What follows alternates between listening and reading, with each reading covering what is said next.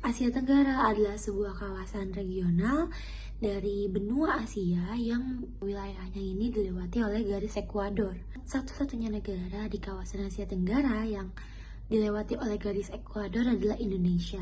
Indonesia adalah sebuah negara di kawasan Asia Tenggara yang memiliki luas wilayah yang sangat luas dan memiliki jumlah penduduk yang sangat banyak, yaitu 280 juta jiwa yang menetap di Indonesia. Serta Indonesia juga adalah sebuah negara yang memiliki kekayaan keragaman, baik itu keragaman budaya, etnis, bahasa maupun agama. Kekayaan keragaman ini tak lepas dari konflik internal yang akan timbul. Konflik-konflik internal ini bisa jadi timbul dari kekayaan keragaman ini. Banyak konflik-konflik internal yang datangnya dari perbedaan bahasa, perbedaan budaya, perbedaan etnis. Kawasan regional di Asia Tenggara ini juga tak lepas dari isu-isu maupun ancaman-ancaman yang datang maupun dari eksternal maupun dari internal. Ancaman ini dapat timbul dari tradisional maupun non-tradisional. Ancaman tradisional adalah ancaman yang bersifat antar negara, yaitu baik itu sengketa wilayah maupun klaim wilayah seperti Laut Cina Selatan. Seperti yang kita ketahui bersama, Laut Cina Selatan ini diperebutkan oleh beberapa negara di kawasan Asia Tenggara, yaitu Filipina, Vietnam, Malaysia, Brunei Darussalam, dan juga Indonesia. Indonesia sendiri mengeklaim Laut Cina Selatan itu sebagai Laut Natuna, yaitu sebagai bagian dari beberapa bagiannya itu masuk ke dalam wilayah Indonesia. Sedangkan ancaman non-tradisional itu dapat timbul dari perdagangan narkoba, human trafficking, terorisme transnasional, dan masih banyak lagi ancaman-ancaman yang timbul baik itu dari eksternal maupun internal yang dapat memengaruhi ketidakstabilan kawasan di Asia Tenggara. Maka dari itu, Indonesia sebagai salah satu negara anggota di kawasan regional Asia Tenggara itu harus memiliki peran untuk melindungi kawasan Asia Tenggara dan menjaga kestabilan di kawasan Asia Tenggara sendiri. Untuk lebih lanjutnya, bagaimana peran Indonesia akan dilanjutkan oleh rekan saya.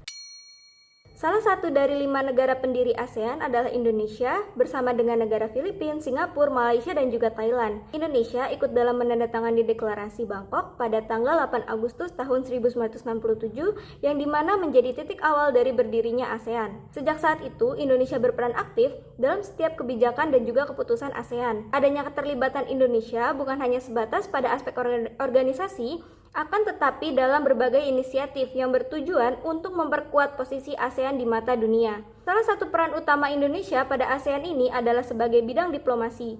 Indonesia seringkali menjadi mediator dalam konflik antar negara anggota dan antara ASEAN dengan negara yang lainnya. Contohnya, dalam sengketa Laut Cina Selatan, Indonesia memainkan peran yang penting yang dimana sebagai fasilitator dialog antara Tiongkok dan beberapa negara ASEAN. Perang diplomasi ini mengukuhkan posisi Indonesia sebagai negara yang mendukung adanya stabilitas regional serta menjunjung tinggi prinsip perdamaian dan dialog. Berikut ini beberapa kontribusi Indonesia di ASEAN. Yang pertama, Indonesia merupakan negara pendorong upaya dan juga kerjasama penanggulangan terorisme, radikalisme, dan violent extremes dengan cara melalui implementasi ASEAN Convention on Counter-Terrorism dan instrumen internal terkait lainnya secara efektif. Yang kedua, Indonesia adalah harness broker dan berperan aktif dalam menggulirkan prakarsa dan inovasi berupa berbagai interim measure dalam isu Laut China Selatan. Indonesia ikut serta dalam memainkan peran yang disepakatinya, yaitu Joint Statement on the Application of Cues dan Heartland of Communications. Indonesia berperan aktif dalam proses negosiasi kerangka Code of Conduct atau COC, yaitu salah satunya dengan cara dihasilkannya draft awal kerangka COC di Bali pada bulan Februari 2017 yang bertujuan untuk dikembangkan dalam pertemuan Joint Working Group atau GYG selanjutnya. Yang ketiga, Indonesia berperan penting untuk memastikan sentralitas ASEAN, sebagai contohnya dalam memprakarsai dikeluarkannya Joint Statement of Peace, Security and Stability in the Regions pada bulan Juli 2016. Yang keempat, dalam sektor kelautan, Indonesia terus memperkuat kolaborasi untuk keamanan maritim, terutama dalam menangani masalah penangkapan ikan yang ilegal, tidak dilaporkan, dan tidak diatur. Di samping itu, Indonesia juga negara yang mendukung pelaksanaan pernyataan AIS mengenai peningkatan kerjasama maritim regional yang diusulkan oleh Indonesia disetujui pada tahun 2015. Keterlibatan masyarakat Indonesia dalam mendukung ASEAN juga sangat signifikan. Sebagai bagian dari bangsa, kita bisa berkontribusi kepada kerjasama ASEAN dengan memahami tujuan dan prinsip organisasi ini, serta mendorong hubungan yang baik dengan negara-negara di sekitar kita. Selain itu, masyarakat dapat ikut serta dalam berbagai program ASEAN yang berdampak pada kehidupan sehari-hari, seperti program pertukaran pelajar, kolaborasi di bidang pendidikan, dan inisiatif untuk menjaga lingkungan. Melalui berbagai sumbangannya, Indonesia menunjukkan bahwa dirinya adalah salah satu pilar penting dalam ASEAN. Peran yang diambil oleh Indonesia dalam hal diplomasi, ekonomi, dan sosial, dan juga budaya telah berkontribusi pada stabilitas dan kemajuan yang berarti bagi ASEAN. Indonesia itu memegang peran strategis yang sangat penting dalam ASEAN sebagai salah satu dari 5 negara pendiri. Sejak didirikannya pada tahun 1967, Indonesia itu menjadi dasar utama dalam organisasi ini karena luas wilayah, jumlah penduduk, dan pengaruhnya yang besar di kawasan Asia Tenggara. Indonesia itu memberikan kontribusi yang penting dalam menjunjung tinggi prinsip ASEAN Way, yaitu cara penyelesaian sengketa secara damai melalui musyawarah dan juga konsensus. Nah, Indonesia itu juga berperan dalam memperkuat prinsip non-intervensi yang menjadi dasar hubungan antar negara anggota ASEAN. Jadi di mana setiap negara anggota ASEAN itu dilarang untuk mencampuri urusan domestik negara lain. Nah, hal ini itu bisa dilihat dari penyelesaian konflik di Myanmar.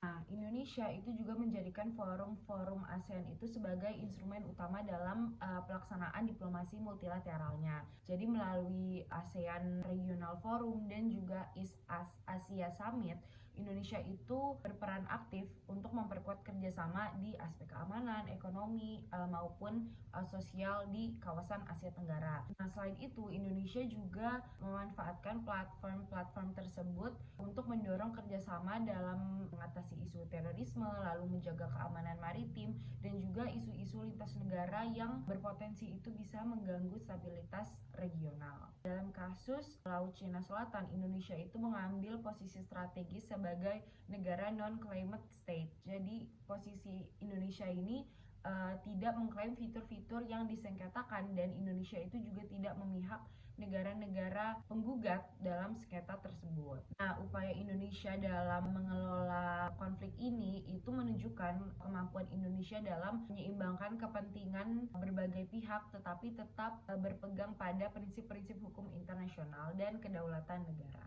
Nah, kasus lain seperti pandemi COVID-19. Nah, pandemi COVID-19 itu kan menjadi tantangan bagi negara-negara termasuk Indonesia. Dan pandemi COVID-19 ini tuh menjadi tantangan bagi kepemimpinan Indonesia dalam ASEAN. Jadi Indonesia itu memimpin koordinasi respon regional ASEAN terhadap pandemi COVID-19 ini dengan berbagai inisiatif strategis. Nah, Indonesia itu juga berperan aktif dalam diplomasi vaksin. Indonesia itu juga memperjuangkan akses yang adil bagi negara-negara ASEAN itu untuk bisa dapat vaksin COVID-19. Selain itu, Indonesia juga memberikan bantuan kesehatan kepada negara-negara yang membutuhkan.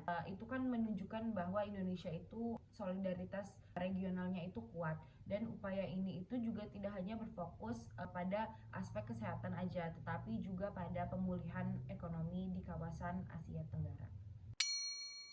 Selanjutnya ada tantangan dan kendala. Yang pertama ada keragaman internal Indonesia yang kompleks.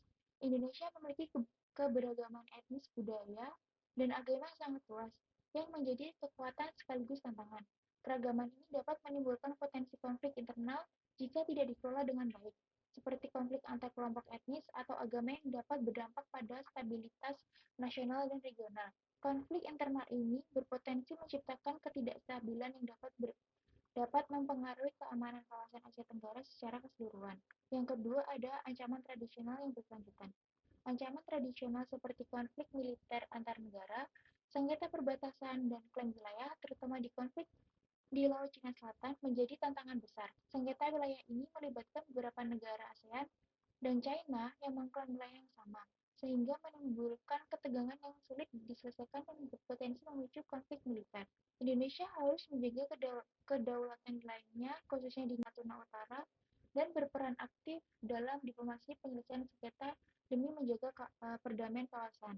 Yang ketiga ada ancaman non-tradisional. Ancaman non-tradisional meliputi terorisme transnasional, perdagangan manusia atau human trafficking, penyelundupan narkoba, dan kejahatan lintas negara lainnya yang terus berkembang di Asia Tenggara. Kelompok teroris seperti Abu Shabaab Group atau SIG dan Moro Islamic Liberation Front atau MILF beroperasi lintas batas dan memiliki agenda transnasional yang mengancam keamanan kawasan. Penyelundupan narkoba juga menjadi masalah serius terutama di wilayah segitiga emas yang merupakan pusat produksi dan perdagangan narkoba ilegal terbesar di dunia. Keempat, ada keterbatasan kapasitas dan sumber daya. Indonesia menghadapi keterbatasan dalam kapasitas militer, diplomasi, dan sumber daya untuk menjalankan peran sebagai mediator dan menjaga stabilitas kawasan secara optimal. Penguatan kapasitas ini sangat penting agar Indonesia lebih efektif dalam mengelola konflik dan ancaman yang ada. Sebagai negara yang terletak di kawasan strategis Asia Tenggara dan dilintasi garis ekuator, Indonesia memiliki tanggung jawab yang besar dalam menjaga stabilitas kawasan. Keberagaman etnis, budaya, dan agama yang dimilikinya merupakan kekayaan nasional. Namun di sisi lain, juga berpotensi menimbulkan konflik internal yang dapat memengaruhi keamanan kawasan secara keseluruhan. Ancaman terhadap stabilitas kawasan dapat muncul dalam bentuk tradisional seperti konflik militer dan sengketa perbatasan, maupun non-tradisional seperti terorisme, transnasional, dan perdagangan manusia. Oleh karena itu, Indonesia perlu secara aktif berkontribusi dalam menciptakan keamanan kawasan demi menjaga kepentingan nasionalnya. Sebagai salah satu negara pendiri ASEAN, Indonesia telah menunjukkan komitmen yang konsisten dalam memperkuat kerjasama regional melalui peran diplomatik dan inisiatif strategis. Indonesia turut berkontribusi dalam berbagai upaya penyelesaian konflik, penguatan keamanan maritim, serta pencegahan kejahatan lintas negara. Meskipun dihadapkan pada tantangan domestik maupun keterbatasan sumber daya, Indonesia terus memaksimalkan perannya sebagai pilar utama dalam menjaga stabilitas Asia Tenggara. Peran ini tidak hanya penting bagi keamanan kawasan, tetapi juga memperkuat posisi Indonesia sebagai pemimpin regional yang dihormati di kancah internasional.